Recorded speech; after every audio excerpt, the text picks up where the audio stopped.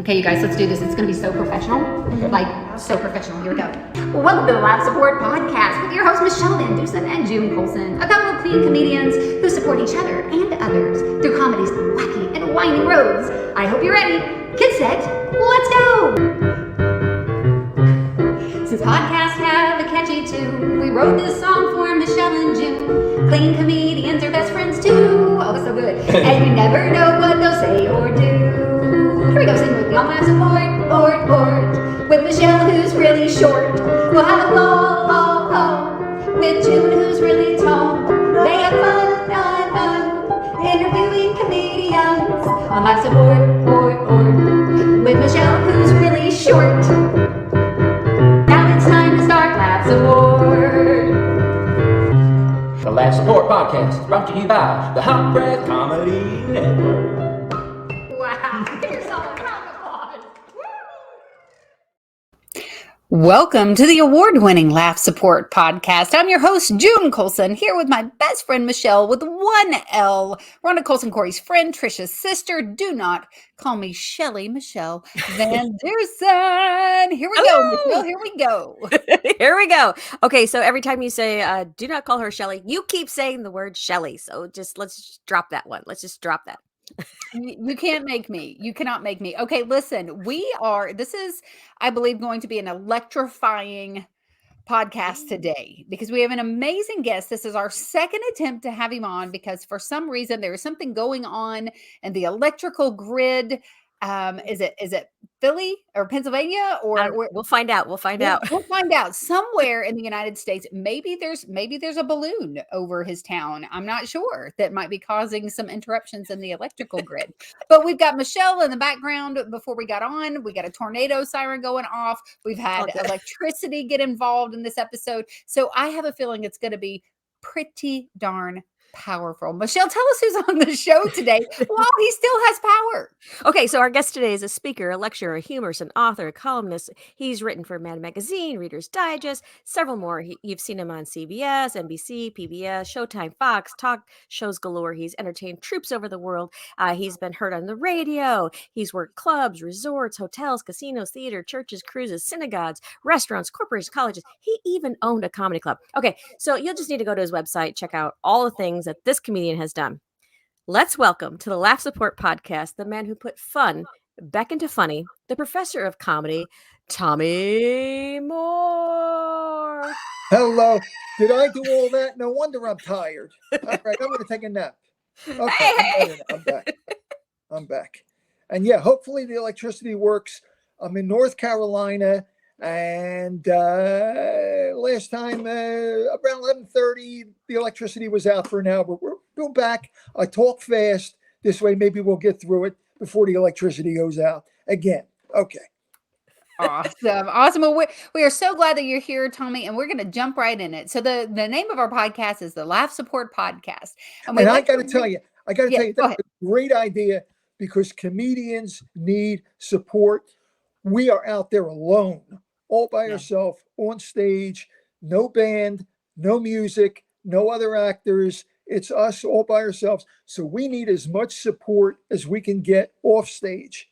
I've been doing this for 50 years. December 3rd, 1973 is when I started. I've been a professional comedian for 50 years. I'm an old guy. What can I say? My last birthday cake, there were 12 candles on my piece. But I've been doing this so long, and hopefully I have supported other comedians. I taught stand-up comedy at Temple University for 5 years. Hopefully I supported some people there.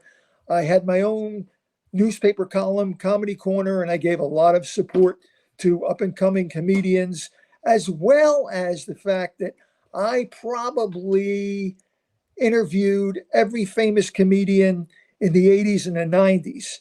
So, and I got support from them because it's a wonderful thing. If you talk to professional comedians and you're a youngster and you're new, tell them you're new. Tell them you're a comedian. If they're good people, they will give you time. They will give you advice. They will give you invaluables. Okay. And in the 11 years that I co-owned a comedy club, I probably worked with every young comedian and every up and coming comedian and every famous comedian. So between all of them, we gave each other a lot of support. Got to tell you, when we had the comedy club, we were like our gang. Hey, gang, let's put on a show. There were 11 of us, 11 comedians, and we helped each other and we worked with each other and we gave each other lines. We'd say, hey, I wrote this last night, but it doesn't fit my act. Maybe it fits your act. And if ever you get a chance to work with a group of comedians and maybe even have your own comedy club or comedy night, weekly, monthly, do it because you will learn so much. When we first started, we had 11 comedians and no audience. Wow. Nobody cared. What we would do, we would line up outside the club and look like we were customers. And people would walk by and they would say, wow, there's a line for this place. Maybe it's good. And they would get in line. And the next thing you know, we had 20, 30, 40. By the time we got 50 people, we unlocked the door, let them in. They never knew it was us. That's Wow. fantastic. We worked together. We supported each other. And we had to sometimes because there were competing comedy clubs. We got to the point where we were successful and we were sold out most shows, except for one night. We came in and there were no reservations on the phone, none. And we couldn't understand why till we went outside and looked and somebody had cut our telephone lines. Maybe a competing club, we don't know. But we immediately went out, the 11 of us, with flyers in our hands, and we stood on all 8 corners that are around the club, and we started giving out half-price flyers just to get people in the place. That's what you got to do. You got to support each other. Now, once we were really successful, okay, things started to happen, and there was a line around the block. One night, this was in Philadelphia now. This is not California. This is not New York. This is Philadelphia. One night, a car pulls up, and a guy comes out, and he says, can I get 4 tickets? And we said, I'm sorry, we're sold out. He went back to his car, came back to us and said, my friend in the car says, if you find us 4 seats, he'll do a show for free. We said, who's your friend? He said, Robin Williams. We went to the car, we looked, it was Robin Williams. We found 4 seats. Yes. Now, the comedians were supposed to do 15 minutes, 30 minutes, and 45. We said, everybody do 10 minutes because Robin Williams is here. So everybody did 10 minutes, and the MC went up and said, ladies and gentlemen, once in a while, a big star comes from California and wants to come on, and we put him on. Here he is, Robin Williams. And everybody said, yeah, right. And then Robin Williams walked on stage and blew the place away for an hour and a half. Wow. And he had so much fun that he stayed and he did a second show for us, another hour and a half. And the next day, everybody I knew was mad at me because they said, how come you didn't tell me Robin Williams was going to be there? We didn't know. But he had so much fun. And that's one of, okay, like I said, I talked and interviewed every famous comedian there was, and they were all great people. Jerry Lewis, I did the MDA telethon in Philadelphia for years, and he told me something very, very important: have fun. Period. When people come to a comedy club, they don't come to hear brilliant insights. They don't come to hear observation. They come to have fun. And if you're having fun, it rubs off on them. They can see you have fun. When I had the comedy club, we saw comedians who went up there, and sometimes they were nervous. Sometimes they were studied. Sometimes they were ashamed. You could tell it. You could read it in their face. Have fun, because if you have fun, they'll have fun. And that's why it's important to record everything you do and watch it. Watch it over and over again. Watch the things you do wrong. Embed them in your memory so you'll never do them again. We had one guy who every time he got to a punchline, he looked at his shoes. Shoes don't laugh. You got to look at the audience. So find out what you're doing wrong and stop doing it. And then look at what you're doing right, what works, and keep that in. So record yourself. Now, yourself, important word. I did the Jay Leno family-friendly comedy show. I was never on it. I wound up on the cutting room floor, but I talked to Jay. He was a great guy. And he said, important thing, be yourself. Because that's what people want to know. Be yourself. The middle two words of comedy spell me, M-E. Put me on stage. Put yourself on stage. Now, how do you find out who yourself is? When I taught at Temple University, and hopefully I supported some people teaching those courses for 5 years, I always said, before you walk on a stage, find out who you are, what you want to say, and how you want to say it. Now, as easy as that sounds, who you are, make a list of things that make you you. Your background, your upbringing, your parents, your dating, your college, whatever. Then figure out what you want to talk about. What are the topics that you care about? Because when you care about something, it shows. Okay. And third, so who you are, what you want to say, how you want to say it. Decide how those topics make you feel. What's your emotion when you talk about those topics? Are you happy? Are you angry? Are you frustrated? Are you confused? Show that emotion. Use some acting technique to show that emotion, and it will come across. Now, in being yourself, Joey Bishop, who's from Philadelphia, I'm from South Philadelphia, very rough neighborhood. It's the kind of neighborhood where you hear two guys in a corner talking, and one says, "Ain't it a shame what happened to Al?" The other guy said, "Shut up, it ain't till tomorrow." Okay. But Joey and I come from the same neighborhood, okay? And he always said, be yourself no matter what. There was a singer named Robin Wilson who he had on his TV show. And she used to like to sing barefoot. And she said, this is my first TV show. I don't know, should I be barefoot? Maybe it doesn't look good. He said, Robin, be who you are.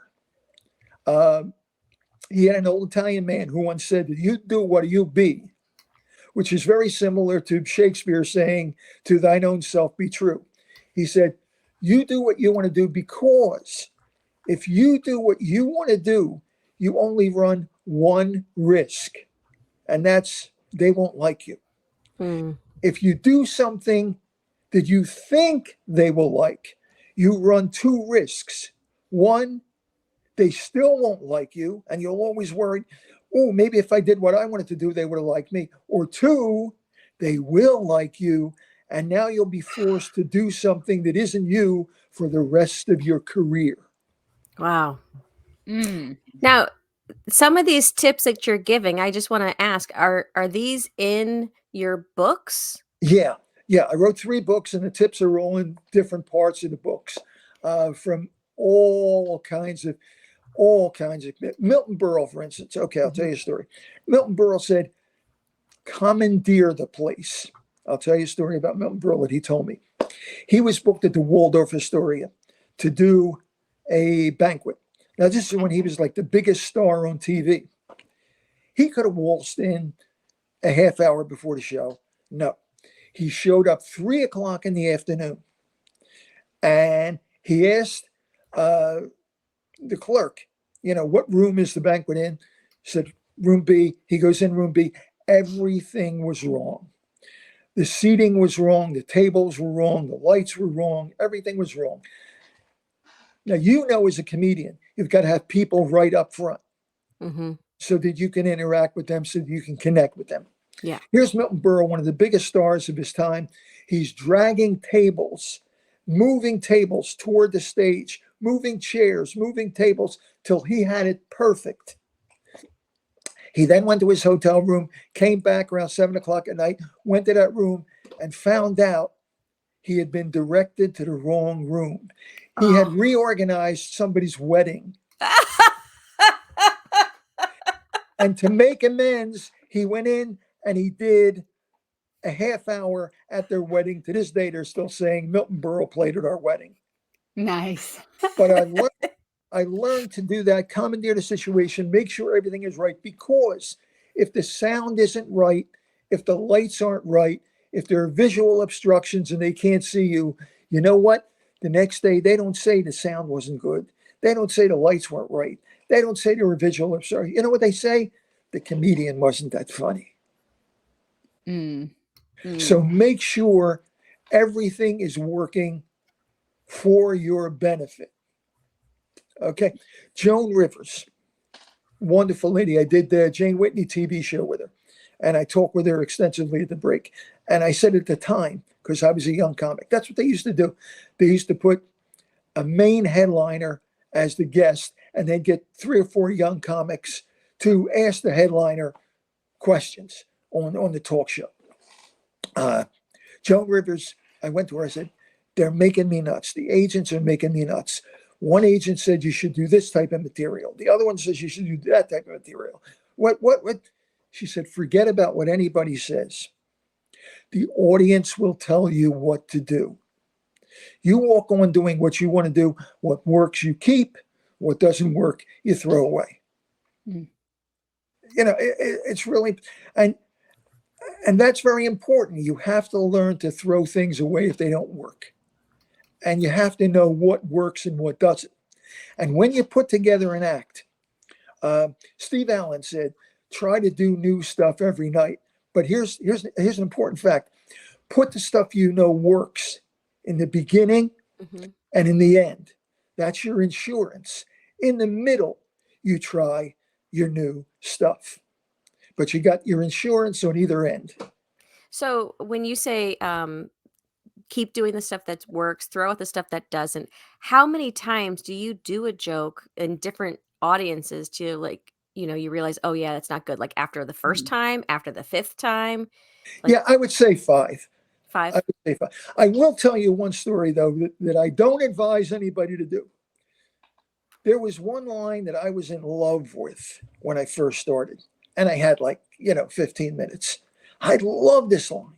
It was an intelligent line, but I loved it. And it never got a laugh. But I loved that line. And I was going to keep that line in no matter what. Everything else worked. That line never got a laugh. Okay? One night I walked on stage. Nothing works. Nothing is working. I'm a young comic. I only got 15 minutes and nothing is working. They're not laughing at anything. And in my head, I'm saying, should I do this line? Should I do this line? It never works. Nothing else is working. I'm going to do the line. I did the line. It got a big laugh and nothing else worked. It was the only line of the night that got a laugh. I retired it that night. I said, there you go. You got your laugh. And I never did that line again. But no, if a line doesn't get a laugh 3 or 4 or 5 times, I would say don't do it. Now tell me, I actually started reading just the other day. I started reading your PhD in happiness. And so when Michelle asked, is some of this information in there? I think I'm like 40 pages, 50 pages in, and I was already writing notes. And what you shared with us earlier about finding the things that, what you want to say and how you want to say it, those type of things were in there. But one thing that I noticed that you wrote was about your school teacher and you saying, you got in trouble for laughing and said he made me laugh. And one of the lines says, who would not want to laugh? And, a lot of times comedians, as far as laugh support goes, they don't laugh at other comedians. But I get the impression that you do, that you've always enjoyed being able to laugh with other people. Yeah, comedians don't laugh because they're analyzing, they're looking. You know how a comedian laughs? Comedian says, "Oh, that's good." Mm-hmm. That's how a comedian laughs. Yeah. Is that how you laugh, or do you laugh? You know who I laugh at? I laugh at my next door neighbor. I laugh at my friend who's a construction worker. I laugh at my dog. I laugh at my wife. When it's a real comedian, I'm focusing. I'm studying. I got to tell you, no. The other time comedians do laugh is when you're bombing. They will stand in the back and they will laugh. And it's painful. Yeah. But you have to bomb. You have to learn how to bomb.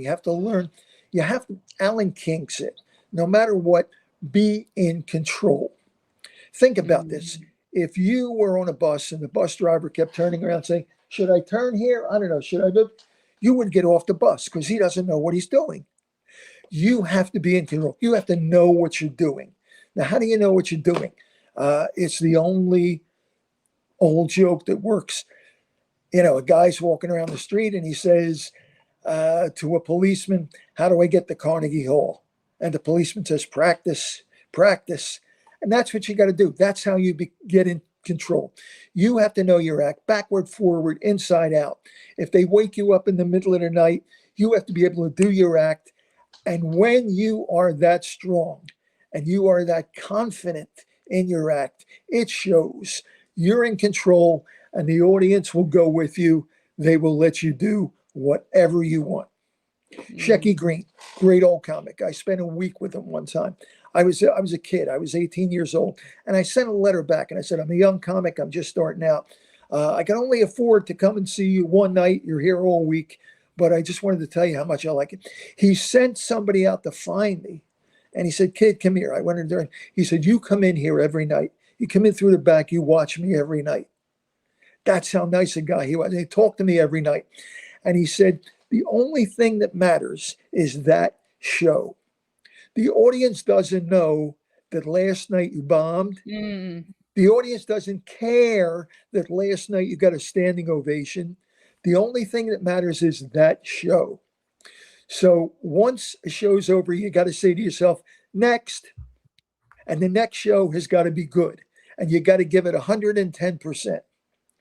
And that's what you got to do every night. You can't fluff off a show. There were two, in 50 years, there were two shows that I'm embarrassed to say, because I was in a bad mood, I fluffed off. And both of those shows didn't go real well. I got by, but I wasn't proud of it. You've really got to focus. You got to get yourself in the zone, and you got to go out and do the best you can do in that show. That's so good. Go ahead, I June. didn't want to interrupt you, Michelle. I thought you were about to ask No, something. go ahead. No, June, go ahead. Well, I was thinking too, as far as laugh support goes, you've had an interesting journey where you've had people come support you. I don't want to give too much about your book, but at the very beginning of your book, here's what I love, Tommy. I love that you share with your reader that you write how you speak, which is why I dove right into. I was like really excited to read it. But you describe friends being there for you at a difficult time and making you laugh. You describe, Jerry Lewis and the telethon, and you also talk about being able to go and bring laughter to the troops. And so it feels like laugh support, you have had it and you've been able to be supportive to other people by bringing the gift of laughter to a room. So tell us a little bit about that. Okay.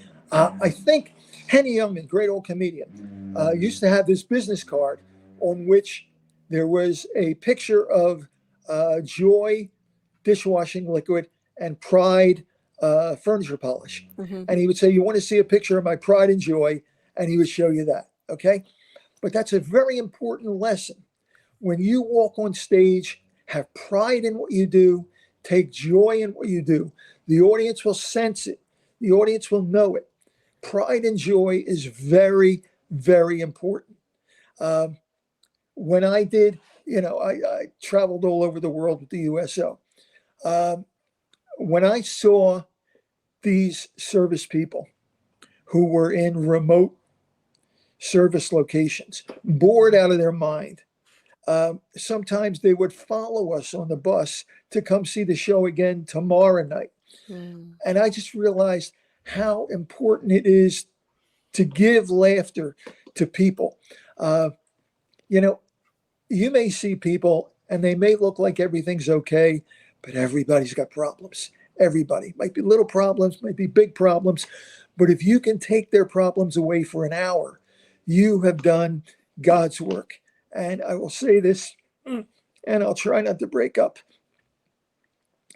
But when you say who supported you, Aside from my parents, who were very supportive, my mother made my first tuxedo. My father talked a nightclub owner into giving me my first job. My wife has been so supportive for 44 years in the life of a crazy comedian. But God has been most supportive Yes. because without him, nothing would happen. Mm. At one point, I mean, I could tell you crazy stories, funny stories, sad stories. Okay, a funny story because I want to get the tears out. Yes. Funny. Yeah. One time, I thought I was a big deal. I was a hotshot. I had done 354 appearances at Caesars hotels and resorts Mm. on the East Coast. I was a big shot. Oh, I was a big deal. Oh, I was a big deal. And I'm in the shower in my hotel room taking a shower. I get out of the shower and the door is locked. The doorknob had been reversed and the lock Oh. was on the other side and I couldn't get out. And I'm like, oh, Mr. Big Shot, you're going to miss your show because you can't get out of the room. You can't get out of the bathroom. I'm pulling, I'm pushing, I'm using any implement there is to try to pick the lock. Nothing is working. I'm yelling, hello, help, hello. Nobody can hear me in the hallway because everybody's downstairs for dinner. Mhm. I'm, I'm dead. It's over. A half hour. I can't get this door open. And I finally do what you do when you can't do anything else. I prayed. Mm. I said, God, help me out. I turned the knob. The door opened. Wow. Mm. You know, another story, a place that I was working the first time. There's a thing called comic ears. Young comedians hear the laughs and think they're bigger than they are. Mm. Mm. Veteran comedians hear the laughs and know they should be bigger. Okay. Mm. I had been working a lot and I knew what worked and I knew the sound, the volume of laugh I should be getting. I went to this place and instead of getting 8s and 9s from 1 to 10, I was getting 2s and 3s. And I'm like, what is wrong? This stuff always works. But, I dug in, I barreled through. And now I walked out of the place, went back to my hotel room. And I'm like, oh, I hope nobody ever hears about this because my career is over if it is. Mm. Mm. And I prayed myself to sleep. And the next day, I didn't want to go downstairs to breakfast because I didn't want to look at these people. Yes. But I was hungry and it was a free breakfast. So I went down and I got breakfast and I sat down. And people are coming over to my table and they're saying, you were terrific. That was great. Listen, oh, it was wonderful. The maitre d' said, everybody's talking about you, how good you were. And I'm saying, is he putting me on? What? Yes. They booked me back the first Saturday of every month for the next 5 years. Wow. Now that was prayer working. Mm-hmm. That was prayer working because I did not hear those laughs. Luckily, every time for the next 59 times, I heard the laughs. But that was prayer working. Yeah. It was a time very early in my career when everybody in the club was doing dirty material. Mm. And I was doing clean material. PG, but clean. And I was like, what should I do? Should I keep doing this clean stuff? Should I do dirty stuff? What should I do? I'm walking by a church. Wasn't even my denomination, but it doesn't matter because there's only one God, and he's the God of all people.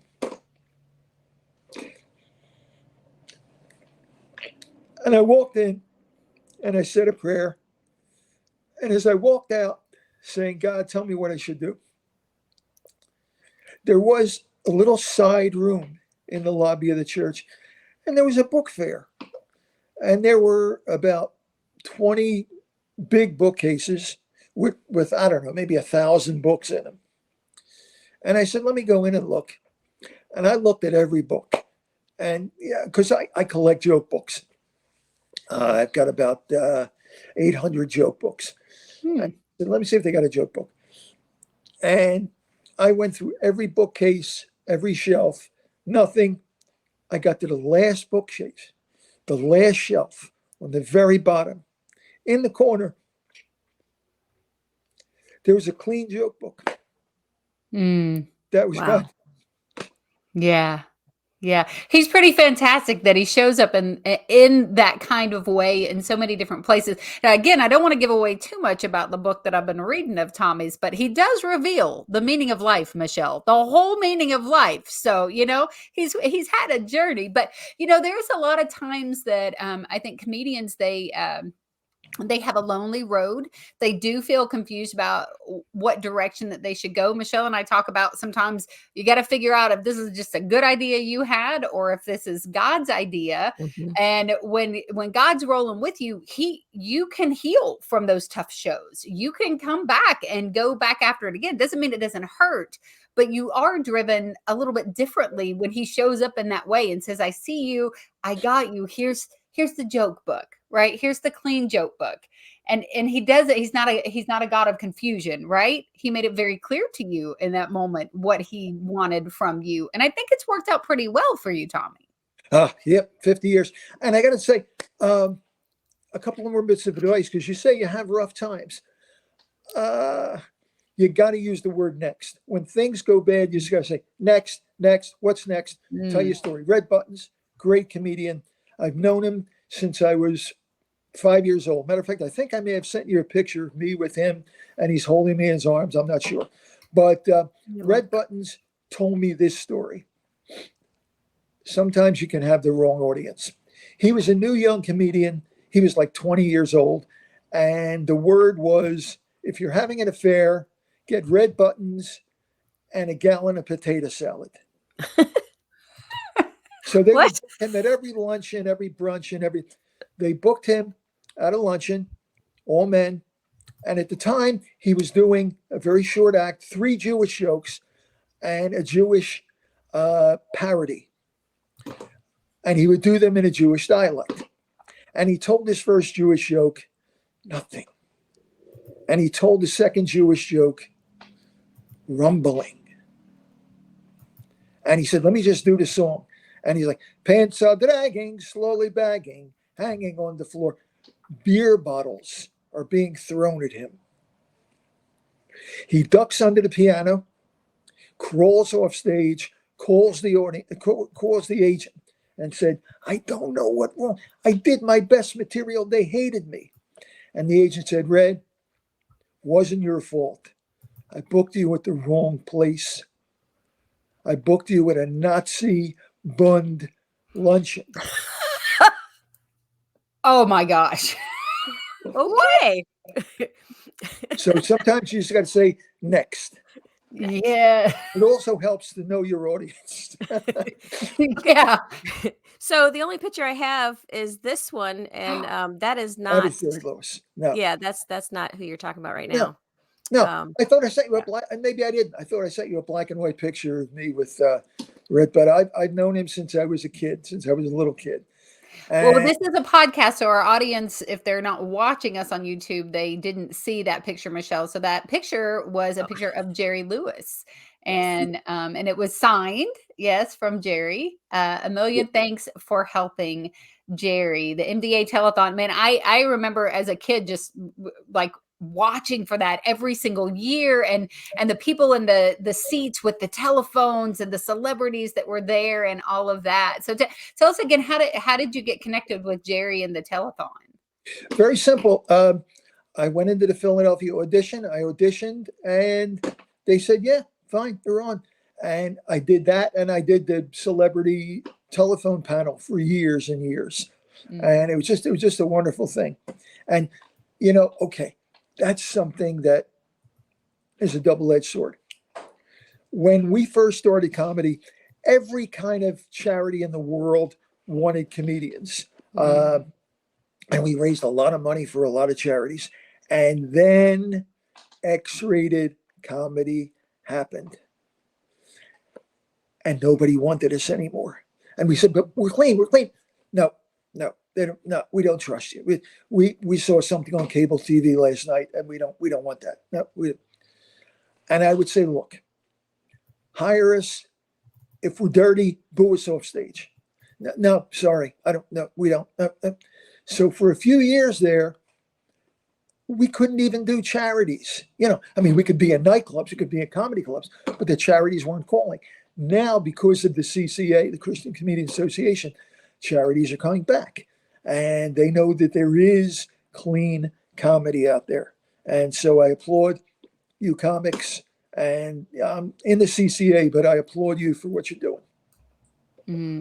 Well, yeah, I think that just all the way around, when you have a set of comedians and that's people's only impression of what comedy is and how it works, then yeah, we go in, we do a show, we leave, and we don't deal with the after effects of what that person who booked you has to go through. And one bad show at a church can turn off an entire church community on ever having a comedian, or like you said, fundraisers and things of that nature. So it's definitely it can be tough to get your foot in the door, but what a benefit, and what a great way to raise money for associations and to spend time with people, because we do know that laughter is good medicine.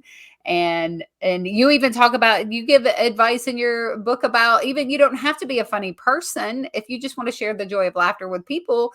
Michele Tommy just says, get a joke book, memorize a few jokes, and just share a little bit of laughter with people. And man, you have been doing that with excellence for a long time, Tommy, and it is absolutely our honor. And look at this. Look, speaking of God, he has kept the power on. He has kept Michele from tornadoes today. We're rocking out today with you, Tommy. It was a pleasure being here. This is such a great idea. Comedians support each other, help each other, pat each other on the back, give each other ideas when you can. And if you can, because you say, like you say, it could be a lonely business. If you can find a comedian or a few comedians who you like as people and who you like as an act, try to book yourself with them or have them be your opening act. Ride to a gig with them, ride back with them. You have somebody to talk to. You have somebody to vent with. That's great support. I always say I never drove a day in my life because I'm a city kid. Now I'm in North Carolina, and there are no buses, and there are no trains, and there are no taxis. I'm going crazy. But, you Your bicycle. Yeah, you can get drivers. You just call them. But I had drivers all my life, and they were always comedians.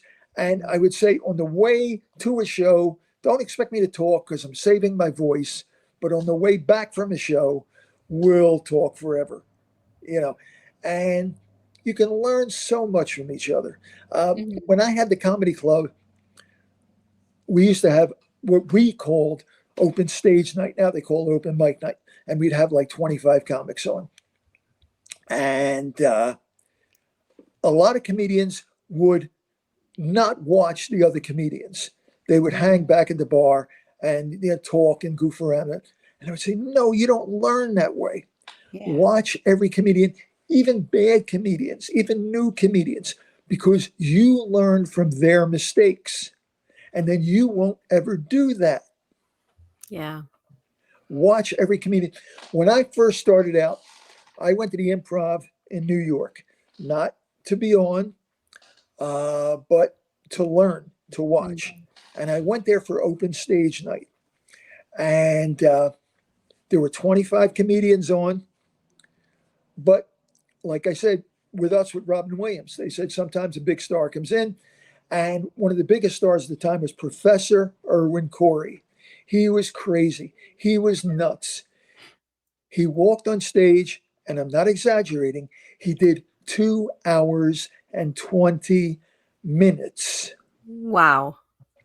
He wrung the audience dry. There was not a laugh to be gotten. Sitting in the audience with me, probably waiting to go on, to my left was Richard Pryor in a white suit, and to my right was Steve Martin in a white suit. This would have been maybe 1972, I'm guessing. And when Professor Irwin Corey walked off stage, I looked, and they were both gone. They knew that there was no way they could follow that. However, there were 25 young comedians who were hungry for stage time. So 25 comedians lined up and got on, and you could see the audience saying, "Oh, you're a funny, kid, but I don't have a laugh left in me." Now, Yes. I had gotten a steak, and I was eating my steak. And at one point, I just got up to go to the men's room, come back, while the comedians were taking a break. And when I came back, the steak was gone. I guess the waitress figured I was done. I come back, and the waitress says, "Oh, please help me out." "What?" "The chef is mad at me." "Why?" "Because I took your steak back. He thought maybe there was something wrong with it." So I went into the kitchen, and they made up a story. I said, "Look, no, I told her to take it back. I'm just not that hungry." Okay. And I come back, and she said, "Oh, thank you. You got me out of trouble." She said, "For your effort, here's a free dinner roll and some butter." Okay. So then I got a dinner roll and a butter. And one of the comedians waiting to go on is looking at that dinner roll like, "Can I have that?" And I realized he was hungry for more than just stage time.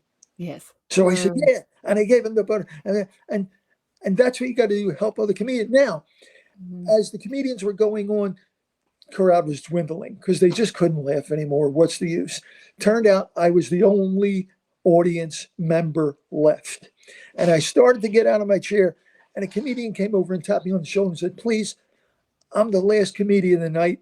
If you don't stay and there's nobody here, they won't let me go on." I said, "Okay." He went on. I forced some laughs, and he said, "Thank you," at the end. That's what you got to do. You got to support other comedians. Don't just go in, do your show, and leave. Go in, do your show, and help one another, because it comes back to you. It comes back to you. Absolutely. Absolutely. Tommy, we are just thrilled that you came to be with us today. It's a great story to end on, is just being there, supporting each other. Also to have Steve Martin and Richard Pryor make an appearance in the final story is not That's too right. shabby either. So And bread and butter. Bread and butter. Yeah, Michelle's still on the bread and the butter. Now, Michelle's going to Help me scroll with at the the bottom of roll. the screen. We want you guys to definitely check out Tommy. As I said, I've already started reading one of his books, and I love it, and I can't wait to get back to it. But his website is PROF comedy.com, like the professor of comedy, as in PROF professor. comedy. Yes, .com. So you can check him out, find out all kinds of great information about him there. Also, look up his books, PhD in Happiness from the Great Comedians, Joke Telling 101, How I Never Let School Interfere with My Comedy Education, and Comedians Telling Tales Out of School. I'm telling you, I'm going to read all of them. I've just started with the first one, the PhD, and I know that you guys are going to love it too. Listen, so this podcast, not only if you're just listening to us, you can actually watch us. And I want to mention, you got to watch for sure, just to see the amazing wall of comedians that is behind Tommy. I love the green behind you and the amazing people that are back there on the wall. You gotta check it out. Zoom in and look at all those amazing faces back there. You can listen to us anywhere that you listen to podcasts. And then if you want to watch us, you can see us on the Creative Motion Network on Roku TV.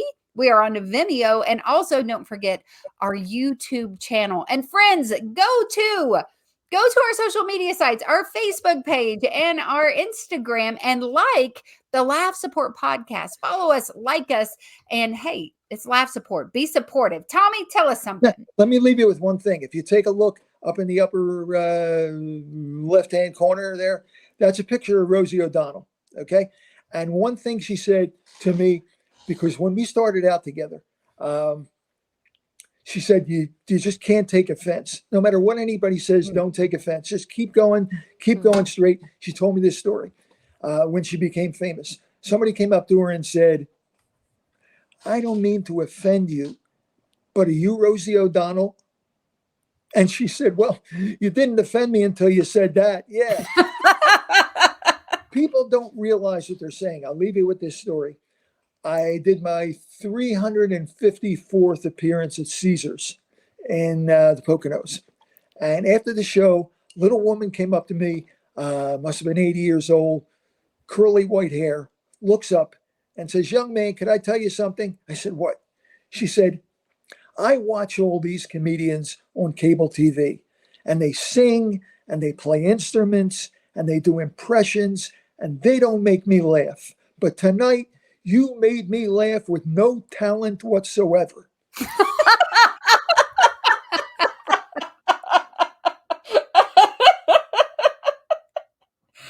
Well, wow, that makes me believe I really can do it. If you can do it without talent, Tommy, that's the most inspiring closer There's we've had. hope for me.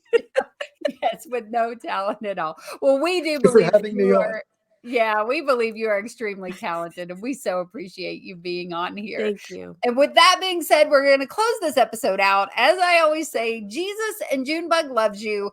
And apparently, season 3, Michele tortures us with a cheesy joke to close out each episode. So, what do you got today, Van Dusen? What kind of nut has no shell? What kind of nut, Michele? A donut. Thank you for Oh. listening. Have a good day.